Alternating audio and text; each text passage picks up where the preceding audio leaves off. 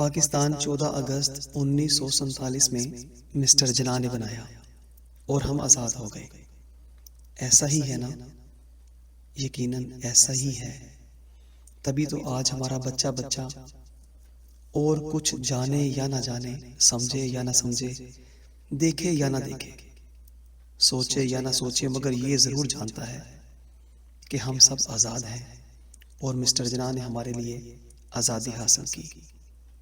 اور پھر الحمدللہ ہم 14 اگست 1947 میں آزاد ہو گئے۔ کبھی آپ نے فقط ایک لمحے کے لیے ہی صحیح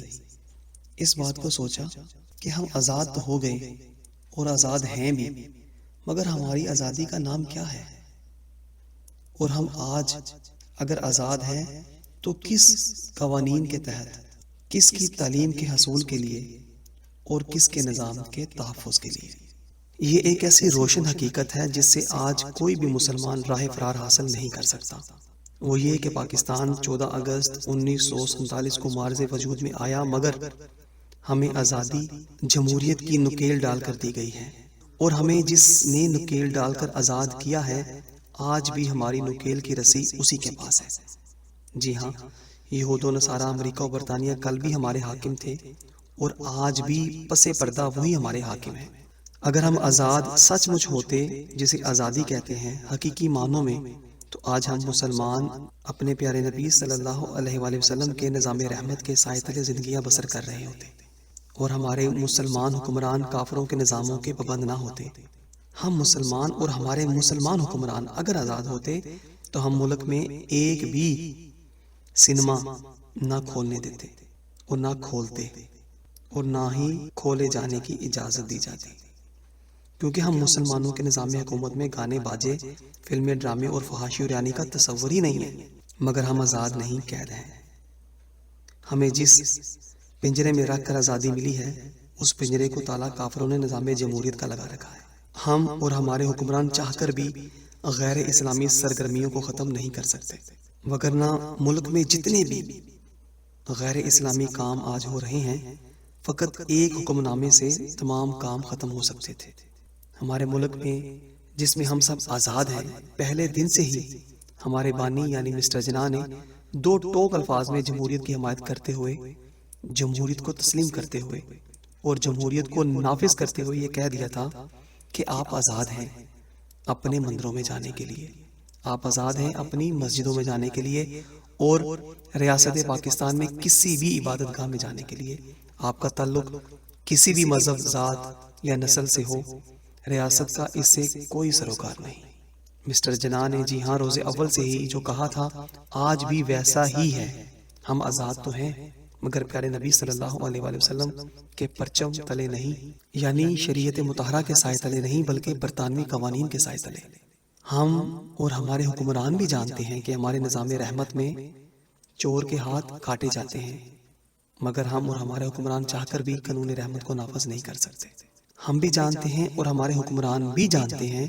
کہ قاتل کی سزا ہمارے قانون رحمت میں قتل ہے، مگر ہم چاہ کر بھی اسے نافذ نہیں کر سکتے۔ اگر ہاتھ میں وقت چاہے تو ایک حکم نامے سے یہ سزائیں فی الفور جاری ہو سکتی ہیں، مگر ہم چاہ کر بھی، ہمارے حکمران چاہ کر بھی ایسا نہیں کر سکتے۔ ہم بھی جانتے ہیں اور ہمارے حکمران یہ بھی جانتے ہیں کہ زانی اور شرابی کی سزا کوڑے اور سنسار ہے، کیونکہ ہمارے پیارے نبی صلی اللہ علیہ وآلہ وسلم کے رحمت والے قانون رحمت میں یہی سزا ہے، مگر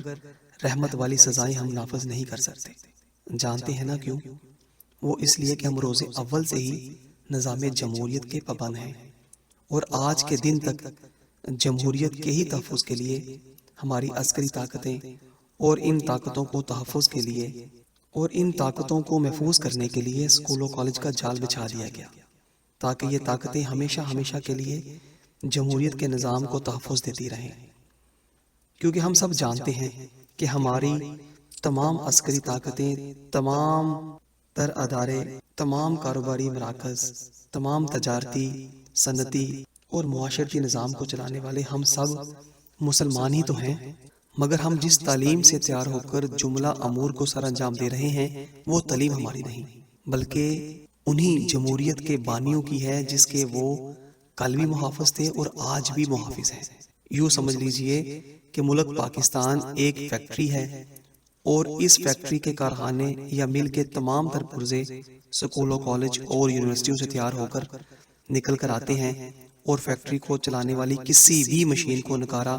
یا خراب نہیں ہونے دیتے۔ یہی وجہ ہے کہ کافروں کے نظام جمہوریت کے تحفظ کی قسم ہمارے ادارے کھاتے ہیں اور کسی بھی صورت میں وہ اس نظام کو پٹری سے اترنے کا سوچ بھی نہیں سکتے۔ اور اگر کبھی یہ نظام جمہوریت کی گاڑی پٹری سے اترتی بھی ہے تو اس پٹری کے محافظ یعنی ہماری پاک فوج خود ذمہ داری سنبھال لیتی ہے، اور جب تک ان کی مرضی اور منشا کے عین مطابق کوئی دوسرا جمہوری لیڈر نہیں مل جاتا یا وہ تیار نہیں کر لیتے، جمہوریت کی گاڑی کو وہ خود اپنے تئیں چلاتے رہتے ہیں۔ اس میں ان بیچاروں کا بھی کوئی قصور نہیں، واللہ کوئی قصور نہیں۔ جانتے ہیں نا کیوں؟ اسی لیے کہ وہ بھی تو انہی اداروں سے تیار ہوئے ہیں جو کہ لادین ادارے ہیں، اور سکول، کالج اور یونیورسٹیوں کی صورت میں ہمارے ارد گرد ان کا جال بچھا دیا گیا ہے، جہاں پیارے نبی کریم آقا صلی اللہ علیہ وآلہ وسلم کے نظام حکومت چلانے کے طریقے نہیں بتلائے جاتے بلکہ نظام جمہوریت کے تحفظ کے اسلوب سکھائے جاتے ہیں۔ ظاہری سی بات ہے، تعلیم جب ہم مسلمان جانوروں سے بدتر لوگوں کی لیں گے، ان لوگوں کی لیں گے جو اپنی ماں، بہن اور بیوی بیٹی کے ساتھ نہ صرف منہ کالا کرتے ہیں بلکہ اسی کالک کو محفوظ کر کے دنیا کو دکھاتے ہیں، ان کی تعلیم پا کر ہم ان کے نظاموں کی حفاظت نہیں کریں گے تو پھر اور کن کی کریں گے؟ کیونکہ جس کی تعلیم ہوگی فکر و عمل بھی اسی کا پروان چڑھے گا، قوانین کی پاسداری بھی انہی کی ہوگی۔ یہ ادارے کھولے بھی انہی لوگوں نے تھے اور آج بھی وہی ان کے محافظ ہیں، اور وہ اپنے اداروں میں جہاں فولادی مسلمانوں کو پگھلا کر جمہوریت کے تحفظ اور اداروں میں فٹ کرنے کے لیے پرزے تیار کیے جاتے ہیں، ان کے لیے وہ بے دریغ سرمایہ کاری بھی باقاعدگی سے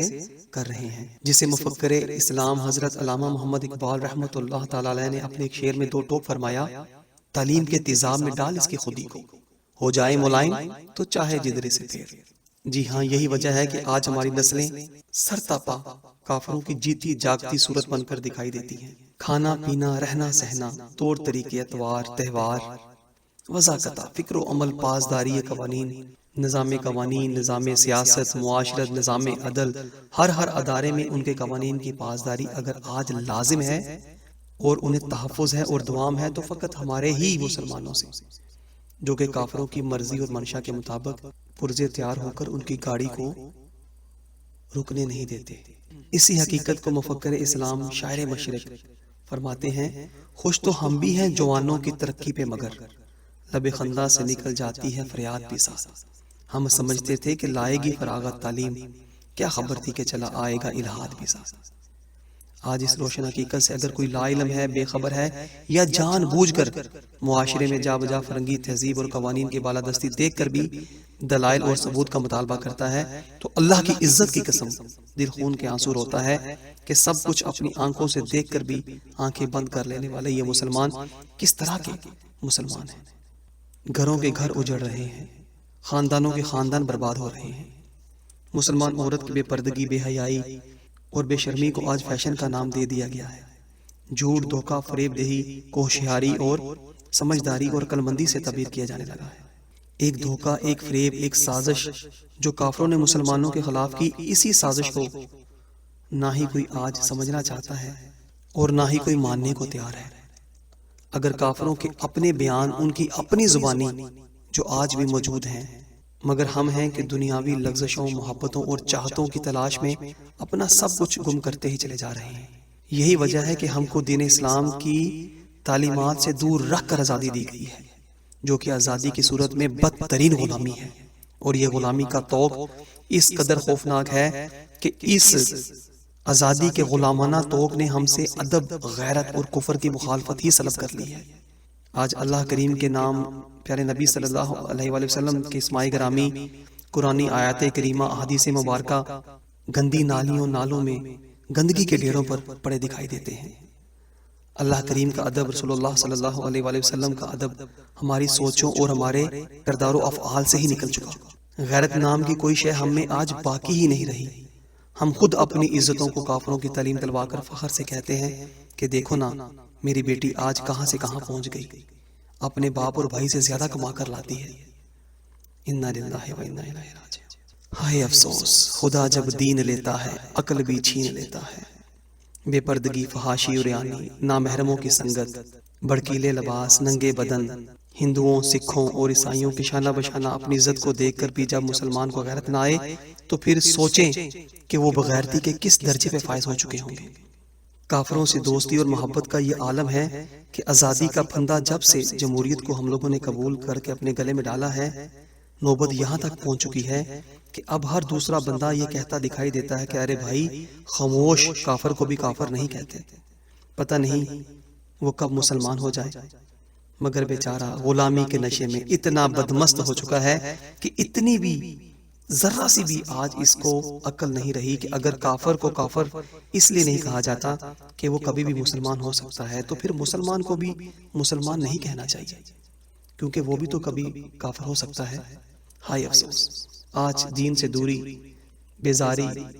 اور بیرہ روی بلکہ غداری کا یہ عالم ہے کہ اللہ کے احکام تک بھول گئے، جسے میرا رب سورۃ الکافرون میں خود کافروں کو کافر فرماتا ہے۔ آج ہم کافروں کو کافر کہنے سے شرماتے ہیں، حالانکہ ہم جانتے ہیں کہ ہمارا خالق، ہمارا مالک اور ہمارا رازق فرماتا ہے کہ یہود و نصارہ ہمارے ہرگز دوست نہیں ہو سکتے، وہ آپس میں ایک دوسرے کے دوست ہیں، مگر افسوس ہے کہ ہم ماننے کو تیار ہی نہیں۔ یہ سب کافروں کی تعلیم اور کافروں کے نظام جمہوریت کا ہی تو اثر ہے جو ہمیں دائمی کافروں کی غلامی پر اکسائے ہی چلے جا رہا ہے۔ لارڈ کرومر جو کہ ایک عیسائی کافر تھا، اس کا واضح بیان پڑھ کر بھی جو اس نے 1908 میں دیا تھا، ہم ٹس سے مس نہیں ہوتے، اور غلامی سے بدتر آزادی کو ہم اپنے لیے راہ نجات سمجھ رہے ہیں، یہ جانتے ہوئے بھی کہ ہر وہ کام جو شریعت پاک میں حرام اور ناجائز ہے، اس آزادی جمہوریت میں کثرت رائے کے پیش نظر وہ چیز جائز اور حلال ہوتی چلی جا رہی ہے۔ ہر وہ چیز جو دین اسلام کی روشنی میں غلط ہے، یہ جمہوری نظام اسے درست کہتا ہے۔ لارڈ کرومر نے 1908 میں جو کہا، دور حاضر میں اگر اس کا مشاہدہ کیا جائے تو بالکل آج کے دن تک اس کی وہ سٹیٹمنٹ جو اس نے دی تھی ثابت چلتی آ رہی ہے۔ ہم لوگ اگر آزاد ہوتے تو پہلے دن سے ہی ہم لوگ اسلام کو نافذ کر چکے ہوتے، مگر ایسا اس لیے نہیں ہوا کہ ہمارے گلوں میں نظام جمہوریت کا پٹا ڈال کر فقط سیاسی آزادی دی گئی ہے، اور مذہبی آزادی تو ہمیں پہلے بھی تھی۔ اس روشن حقیقت کو سمجھنے کے لیے لارڈ کرومر کی فقط ایک پالیسی ہی اگر پیش نظر رکھ لی جائے جو اس نے 1908 میں دی، اور اپنے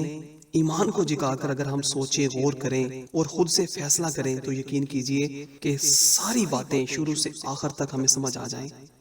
کہ کس گھنونی اور گہری سازش کا ہم لوگ شکار ہیں۔ مگر افسوس کہ ہم اس جال سے نکلنے کو تیار ہی نہیں، اور بالکل آج ہم لوگ کورے ہو چکے ہیں اور اس حقیقت کو سمجھ ہی نہیں پا رہے کہ آج ہماری فوج آزاد ہے، نیوی آزاد ہے، بحریہ آزاد ہے، پولیس، رینجر، الغرض ہر ادارہ ہمارا آزاد ہے، پھر بھی ہم سبھی مسلمان بھی ہیں، مگر افسوس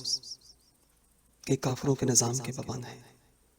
نظام رحمت کو بھی ہم چاہ کر نافذ نہیں کر سکتے، اس لیے کہ نظام جمہوریت کے پابند ہیں۔ اب آپ ایمان سے سوچیں، غور کیجئے گا، تدبر کیجئے گا، مشاہدہ کیجئے گا اور خود فیصلہ کیجئے گا کس قدر گہری سازش کا ہم شکار ہیں۔ 1908 کی پالیسی فقط سیاسی آزادی کا دیا جانا، وہ بھی دو شرائط کے ساتھ۔ لارڈ کرومر کہتا ہے کہ ہم اپنی نو آبادیات کو سیاسی آزادی دینے کے لیے تیار ہیں، مگر مسلمانوں کی جب تک ایسی کھپت تیار نہیں ہو جاتی جن کے اندر انگریزی تعلیم رچی بسی ہو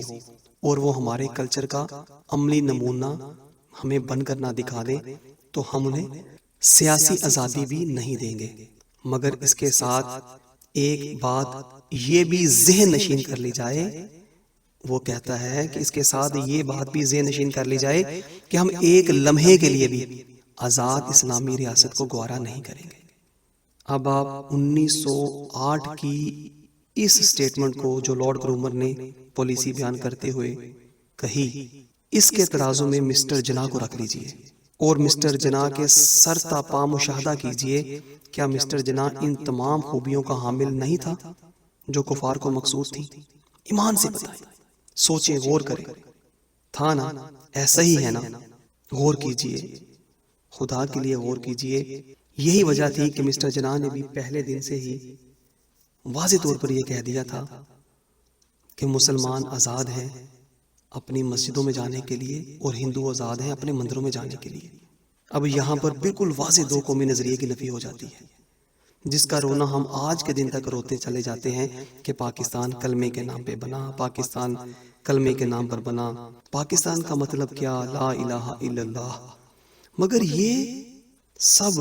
دھوکہ اور فریب تھا جو آج آپ کے سامنے کھل گیا کہ مسٹر جناح نے بھی دو ٹوک الفاظ میں کہہ دیا تھا کہ ملک کا نظام جمہوری ہوگا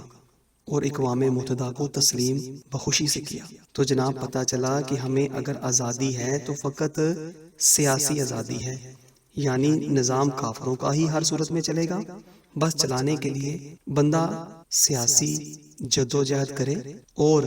جدوجہد کرنے کے بعد وہ اکثریت کے ساتھ آئے، چاہے وہ ہندو ہو، مسلم ہو، سکھ ہو، عیسائی ہو، کوئی بھی ہو، وہ اکثریت کے ساتھ آئے اور نظام جمہوریت چلائے، اس کو بالکل چلانے کی اجازت ہوگی، مگر اس نظام کو ختم کرنے کی کسی کو بھی اجازت نہیں ہوگی، حتیٰ کہ فوج کو بھی نہیں۔ یہی وجہ تھی کہ روز اول سے ہی مسٹر جناح جو کہ خود شیعہ تھا پاکستان کا بانی بنا، سر ظفر اللہ خان جو قادیانی تھا وزیر خارجہ بنا، اور جو گندر ناتھ جو ہندو تھا قانون امور کشمیر کا بنا، اور فرینک ڈی سوزا وزیر ریلوے بنا۔ اسی طرح کئی غیر مسلم کافر پہلے روز سے ہی پاکستان کے نظام جمہوریت کا حصہ رہے۔ زیادہ دور کی بات نہیں، رانا بھگوان داس، اس نام سے تو سبھی واقف ہوں گے، اسی نظام جمہوریت کی وجہ سے 4 فروری 2000 سے 19 دسمبر 2008 تک عدالت عظمیٰ یعنی فرنگیوں کے قوانین میں جس عدالت کو سب سے بڑا درجہ حاصل ہے، جسے ہم سپریم کورٹ کے نام سے جانتے ہیں، وہ 8 سال ہمارے ملک کا سب سے بڑا انصاف کرنے والی کرسی پر بیٹھا رہا۔ کون؟ ہندو، رانا بھگوان داس۔ آپ گوگل کیجیے، آپ کو ہر چیزیں مل جائے گی، میں اپنے پاس سے کچھ بھی نہیں کہہ رہا ہوں، میں آپ کو حقائق بتلا رہا ہوں کہ سوچیں، غور کیجیے، اگر ہمارے پیارے نبی صلی اللہ علیہ وآلہ وسلم کا نظام رحمت ہوتا تو کیا اس نظام رحمت میں یعنی کہ عدل و انصاف کی کرسی پر کوئی ہندو بیٹھ سکتا تھا؟ غور کیجیے، سوچیں، غور تو کیجیے، اب تو جاگ جائیں، بہت ہو گئی۔ یہ سب کچھ نظام جمہوریت کی لعنت کی وجہ سے ہے جو ہم پر مسلط ہے۔ تو پیارے مسلمان بھائیوں، اگر ہمارے اندر ایمان کی کچھ رتیاں اگر باقی بچ گئی ہیں تو خدا کے لیے میں آپ کو اللہ اور اللہ کے پیارے نبی صلی اللہ علیہ وسلم کا واسطہ دیتا ہوں کہ اپنے بچوں کو فقط تعلیمات اسلامیہ سے منور کیجیے، فقط تعلیمات اسلامیہ سے منور کیجیے، فقط تعلیمات اسلامیہ سے منور کیجیے۔ جانتے ہیں نا کیوں؟ وہ اس لیے کہ ہم سب مسلمان ہی تو ہیں، وگرنہ معاشرہ، ہماری نسلیں، حکمران، ادارے جس تیزی کے ساتھ ہم سب قانون کافروں کا، تعلیم کافروں کی اپنا کر جس طرف جا رہے ہیں، یہ کسی سے بھی آج کوئی لکی چھپی بات نہیں رہی۔ خدا کے لیے اپنے آپ کو بدلیں اور تعلیمات اسلامیہ کو عام کیجیے، اپنی بہنوں بیٹیوں کو چار دیواری میں رکھیے۔ یا اللہ کریم ہمیں نظام رحمت کا نفاذ کرنے والا بنا دے۔ یا اللہ کریم ہمیں نظام رحمت کے نفاذ کے لیے یکجا ہونے کی توفیق عطا فرما۔ مفکر اسلام کے اس شعر کے ساتھ اجازت چاہوں گا۔ منفعت ایک ہے اس قوم کی، نقصان بھی ایک ہی سب کا نبی، دین بھی ایمان بھی ایک، حرم پاک بھی اللہ بھی قرآن بھی ایک، اللہ بھی قرآن بھی ایک، کچھ بڑی بات تھی ہوتے جو مسلمان بھی۔